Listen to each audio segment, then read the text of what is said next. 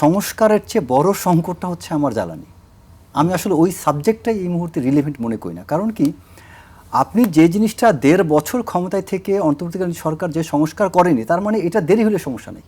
আমি সিম্পল ভাষায় বলি, আপনি যদি এটাকে এতই গুরুত্ব দিতেন, তখন তো এই বিএনপিকে প্রেশার ক্রিয়েট করার ক্ষেত্রে এই এনসিপি যা করতে পারতো তার চেয়ে বেশি প্রেশার করার ক্ষমতা ছিল তাদের অন্তর্বর্তীকালীন সরকারের উপর।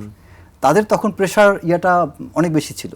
তো ওই মুহূর্তে তারা সেটাকে জন্য কিছু করেনি, জামাত সেটাকে করেনি। কারণ তো ওই অন্তর্বর্তীকালীন সরকার কেন করেনি আপনার কি মনে হয়? কারণ আমার মনে হয় কারণ তারা ওই মুহূর্তে তারা একটা ভালো কমফোর্ট জোনে ছিল। তারা তাদের সেই কমফোর্ট জোনটাকে তারা নষ্ট করেনি। তারা মনে করেছে অন্তর্বর্তীকালীন সরকার তো সব কিছু ফেভারে আছে, তারা যা বলছে তাদের ইশারায় চলছে। সো তাদের তো তখন নতুন পলিসি দরকার নেই। আপনি নতুন পলিসি কখন করবেন? যখন এক্সিস্টিং পলিসি আপনার ফেভারে কাজ করবে না। তারা অন্তর্বর্তীকালীন সরকার পুরোটাই তাদের ফেভারে ছিল, যে কারণে তারা কোনো সংস্কার, কোনো পলিসি পরিবর্তন নিয়ে তেমন একটা কাজ করেনি। এখন তারা এটা বলছে, মানে তাদের কাছে আমি মনে করি এটা তারা বিএনপি নিয়ে ভয় পাচ্ছে। সবচেয়ে বড় তারা একটা আতঙ্কের মধ্যে আছে যে বিএনপি কী করতে চাচ্ছে, তারা কিনা আওয়ামী লীগের মতো ফ্যাসিস্ট হয়ে যায়, বা তারা কিনা ভবিষ্যতে তাদের জন্য একটা অনেক বড় ধরনের মানে ডেট্রিমেন্টাল কিছু একটা হয়ে যায়।